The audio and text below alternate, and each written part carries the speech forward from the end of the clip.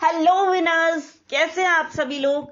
Divine lights association team के logical reasoning segment में आप सभी का हार्दिक स्वागत है।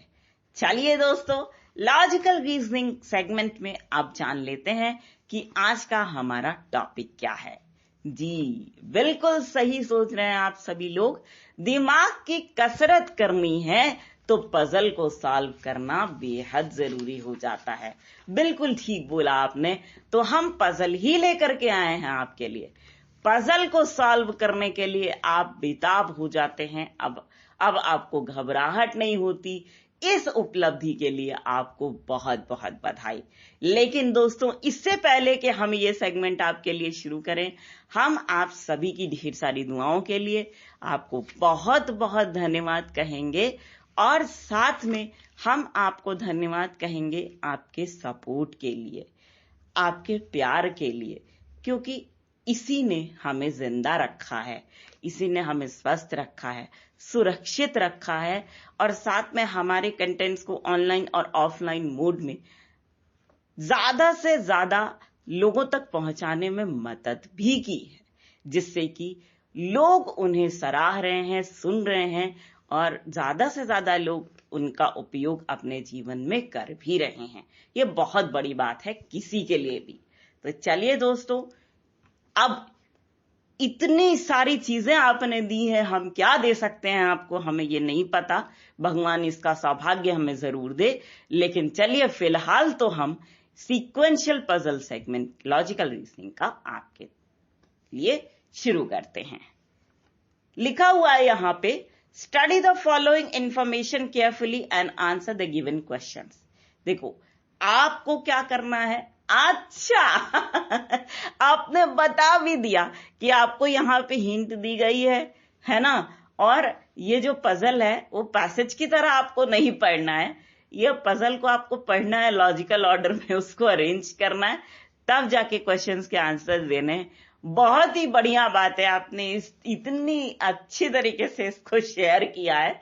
चलिए आप शुरू करते हैं। कंडीशंस देखो, ये पहले तो हम ये मामला जान लेते हैं क्या है। लिखा हुआ है 7 persons A, B, C, D, E, F and G have exam on 7 different days of the same week starting from Sunday to Saturday। 7 लोग हैं A से G तक, उनके एग्जाम्स हैं एक ही सप्ताह में और संडे से स्टार्ट होकर के सैटरडे को खत्म होते हैं। मामला ये है, ठीक है। चलिए आप भी समझ गए। ओके, चलिए अब कंडीशंस आ रही हैं। देखिए पहली कंडीशन कह रही है more than 3 persons has exam before E. 3 से ज्यादा लोगों के एग्जाम ई के पहले हैं। अब जब 3 से ज्यादा, 4 से ज्यादा ऐसी कंडीशन आती है तो आपको क्या करना है। 3 से ज्यादा आ रहा है तो 3 से ज्यादा 4 भी तो हो सकता है, 4 लोग हो सकते हैं। तो हम संडे मान लेते हैं पहला दिन, ठीक है। संडे, मंडे, ट्यूसडे, वेंसडे, ठीक है, 4 लोग हो गए। अच्छा, अब हम ये मानते हैं कि जो ई है उनका एग्जाम कब है, थर्सडे को। Very good. चलिए नेक्स्ट लगाते हैं कंडीशन को। G has exam before D and only 2 people has exam between them। देखो जो G है उनका एग्जाम D के पहले है और इन लोगों के एग्जाम के बीच में 2 लोगों के एग्जाम्स पढ़ेंगे, ठीक है। तो हम ये मान लेते हैं कि जो G है उनका एग्जाम संडे को होगा, ठीक है। तो मंडे, ट्यूसडे और डी का एग्जाम कब हुआ, वेडनेसडे को, ठीक है। दोनों लोगों के बीच में 2 लोगों का एग्जाम है ना। तो जी का अगर संडे को आ रहा है तो मंडे ट्यूसडे हो गया 2 दिन, ठीक है। 2 लोगों का एग्जाम तो हो ही जाएगा। तो जी का कब हुआ, वेडनेसडे को, ठीक है। चलिए next. C has exam immediately before A and none of them has exam on Monday, ठीक है। सी जो है उनका एग्जाम ए के पहले है, लेकिन इन दोनों का एग्जाम मंडे को नहीं है। तो हम क्या करेंगे, यहां पे सी का एग्जाम निकालेंगे। देखो अब मंडे ट्यूसडे छोड़ देते हैं, यहां पे आते हैं फ्राइडे सैटरडे। तो हम ये मान लेते हैं कि जो सी है उसका एग्जाम फ्राइडे को आया और सैटरडे को किसका एग्जाम आया, ए का। ठीक है, ओके नेक्स्ट चलते हैं। B has exam immediately before F. जो बी है उनका एग्जाम एफ से पहले है। तो हम यहां पे मंडे ट्यूसडे का लगा हुआ था, जो छूट रहा था, तो हम बी का एग्जाम करते हैं मंडे को और एफ का जो एग्जाम है उसको कंडक्ट करते हैं ट्यूसडे को। ठीक है, ओके। अब एक जो कंडीशन है वो सुन लीजिए। ये लिखा हुआ है the number of person has exam between F and G is less than number of person has exam between D and A. ठीक है, एफ और जी के बीच में जितने लोग का एग्जाम हो रहा वो कम है किसके मुकाबले में, डी और ए के मुकाबले में। ठीक है, इसको आप कैलकुलेट करके लगा देंगे। ओके, अच्छा डेटा भी बना लिया आपने, वेरी गुड, वेरी स्मार्ट। चलिए अब हम आपका डेटा मिलान कर लेते हैं क्योंकि अब पजल खत्म हो गया। ठीक, चलिए सॉल्यूशन पे आते हैं।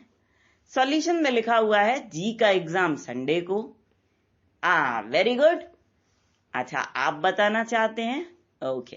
बी का एग्जाम, ओके हम देख लेते हैं शीट पे, वेरी गुड, मंडे बिल्कुल सही बोला आपने। एफ का एग्जाम बताइए, चलिए हम देख लेते हैं हमारा सही है कि नहीं, ट्यूसडे बिल्कुल सही। डी का एग्जाम वेडनेसडे, ओके। ई का एग्जाम थर्सडे, अच्छा हम ही ने कहा था वेरी गुड। चलिए अब सी का एग्जाम बताइए, फ्राइडे, वेरी गुड। ए का एग्जाम सैटरडे, वेरी गुड।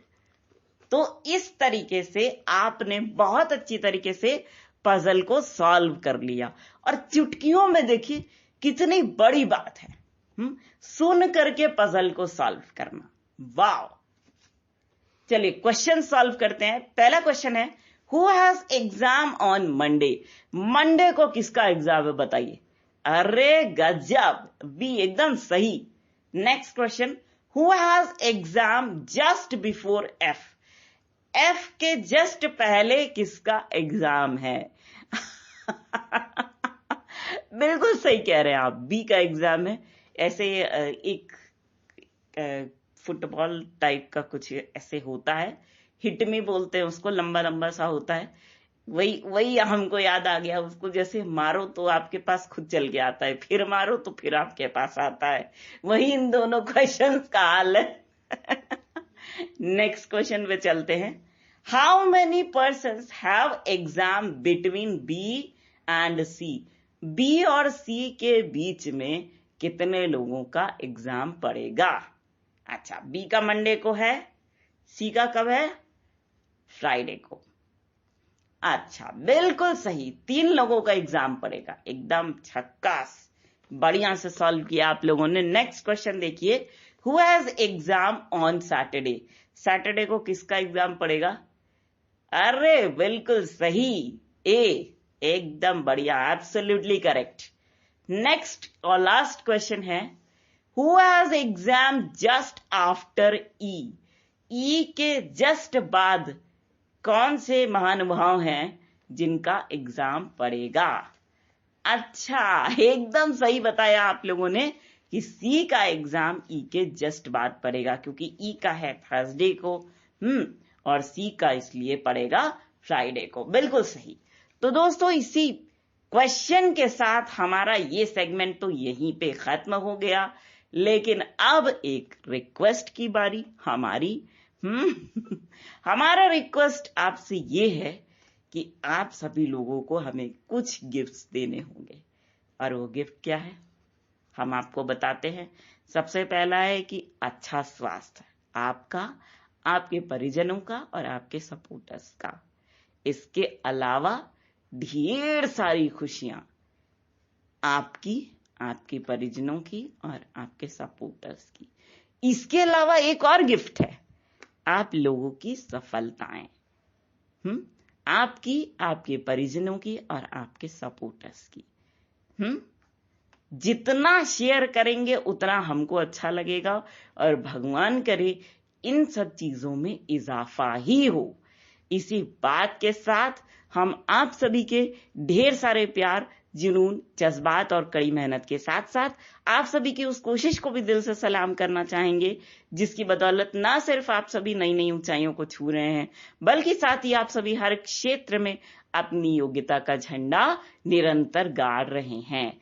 तो दोस्तों, इसी बात के साथ और इसी गर्व की भावना को अपने मन में संजोए हुए एक बार फिर पूरी डिवाइन लाइट्स एसोसिएशन टीम की ओर से हम आप सभी को कहना चाहेंगे दिल से प्यार भरा नमस्कार।